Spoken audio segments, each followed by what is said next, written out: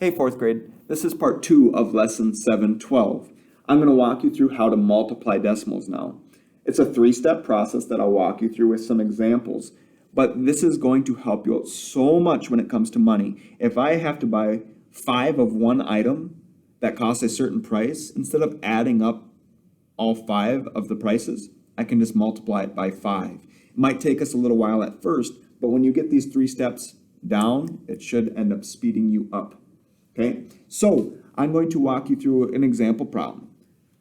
If I bought 5 candy bars at the price of $1.90, yes, I could say 5 groups of $1.90 and add this number up 5 times.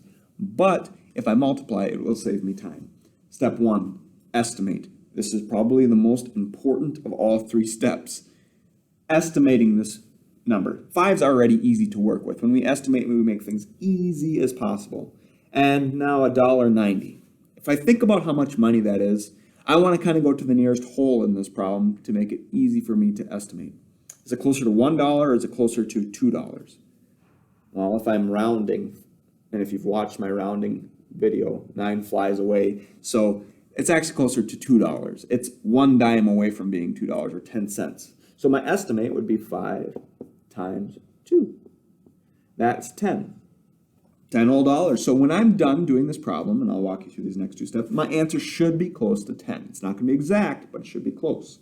Now I'm going to do the problem as if there was no decimal at all. Okay, so this is the only decimal I have in the problem. So if I got rid of that, 190 would just become 190, timesing it by 5.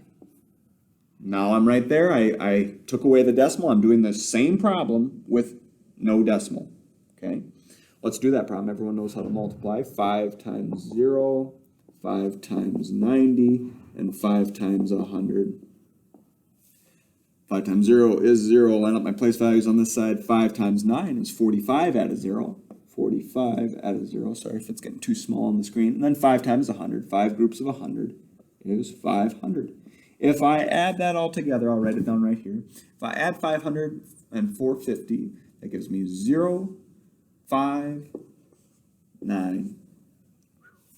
I've done step 2, so I've estimated. It's about 10. It's going to be about 10. I've done the problem, and now I got 950. Step 3, I have to place the decimal back into this number. Okay, so I said my answer would be close to 10. If I place the decimal here, 950 thousandths. Is that even close to 10? It's not even close to 1, so that can't work. If I place it way at the end, is 950 very close to 10? Off by a couple hundred, so no. How about 95? If I put it right here, 95 wholes and 0 tenths. Is that close to 10? No, that's off by a couple of tens. That's too far apart. If I place the decimal right here, that's 9 wholes and 50 hundredths, or $9.50. Is that close to $10? Yes. So now that I know, I'm only 50 cents off. I know that this is the actual answer because I've estimated, and they both came out to around that same amount. Looking back on it, if you get faster at these, 5 times $1.90, $9.50. If you can do that quick, you're not going to have to add 190, 190, 190, 190 5 times. That might end up making a mistake or whatever it might be. This is a lot quicker way, and it's a way to make sure you have a double check to make sure that you got the actual answer. I'm going to do another example problem of that as well. It works for smaller things too. If I wanted to do like 3 groups of, let's say, $4.03. Let's just say that this is a pack of gum or something. That's an expensive pack of gum, but I'm buying 3 of them for my friends, and I need to figure out how much money it's going to cost. Well, I could add this together 3 times. That might not take me too long, but multiplying is a little bit faster to me. I'm going to use easy to work with numbers to estimate. 3 is already easy to work with. 4 is close to $4.03. You're only 3 pennies over $4, so you might as well use 4. 3 times 4 is 12. My answer should be close to 12 when I'm all done. Do it as if there's no decimal.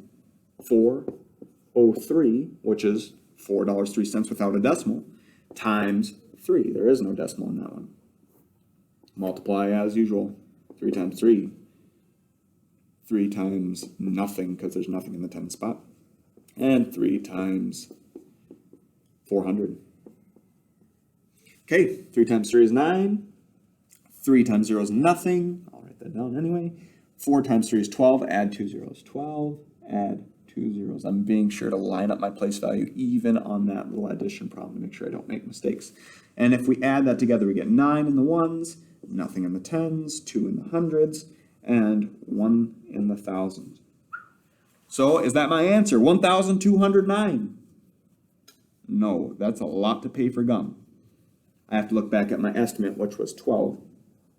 If I place a decimal here, obviously not way too much, is it going to cost me $120 for 3 packs of gum? That's a long ways from 12. I'll skip the right answer, but am I going to pay less than $1 for gum? Because these are, remember, everything to the right of the decimal is a fraction. I don't think so. How about $1? Still doesn't get that close to 12. The closest one you could do would be $12.09. Well, that makes sense because my estimate is so close to my answer. My final thing I'm going to work through is this doesn't work every single time, and I'll show you when it wouldn't work for you.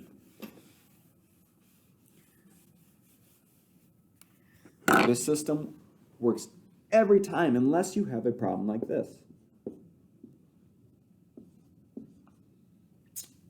4 times, something, maybe we're buying Tootsie Rolls that cost 2 cents.